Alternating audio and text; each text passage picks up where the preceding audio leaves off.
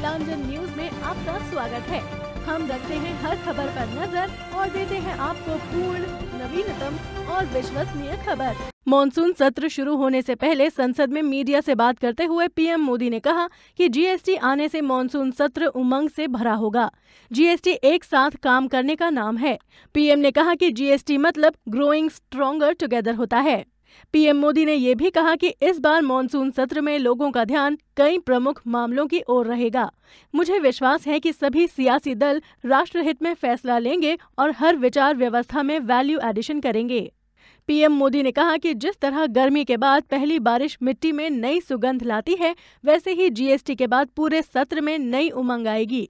GST ने ये मिसाल पेश की है कि देश की सभी पार्टियां और सरकारें राष्ट्रहित में काम करती हैं, लेकिन इस बार पीएम मोदी की उम्मीदों पर पानी फिर जाने की उम्मीद है, क्योंकि विपक्ष कई मामलों पर सरकार को घेरने की तैयारी में है और संसद का सुचारू रूप से चलने की कोई आशा नहीं है।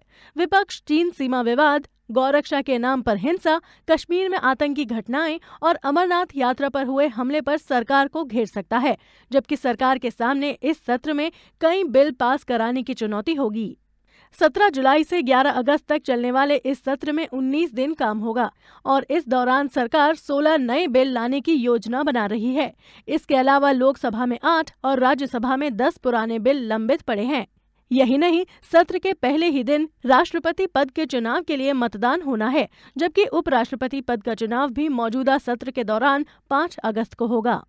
बता दें कि मॉनसून सत्र को लेकर जहां विपक्ष ने सरकार को घेरने की पूरी तैयारी कर ली है, वहीं सत्ता पक्ष भी कमर कस चुकी है।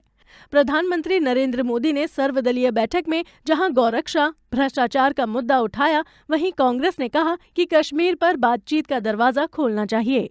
सोमवार से शुरू हो रहे मॉनसून सत्र के एजेंडा पर सर्वदलीय बैठक बुलाई गई थी। संसद का कामकाज सुचारू तरीके से चलाने के लिए सरकार ने ये बैठक बुलाई थी।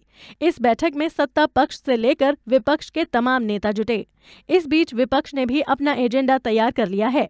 गौरक्षा के नाम पर हिंसा के अलावा कश्मीर के बिगड़ते हालात, दार्जिलिंग विवाद, चीन के साथ तनाव, किसानों की बदहाली समेत तमाम मुद्दों पर विपक्ष सरकार को घेरने का मन बना चुकी है। अब ऐसे में जब विपक्ष के साथ देने की कोई उम्मीद नहीं है, तो नरेंद्र मोदी के जीएसटी यानी ग्रोइंग स्ट्रॉन्गर टुगेदर का मुंह के बल गिरना तय है। ये भी हो सकता है कि ग्रोइंग स्ट्रॉन्गर टुगेदर वाले बयान को उन्हें वापस लेना पड़ जाए।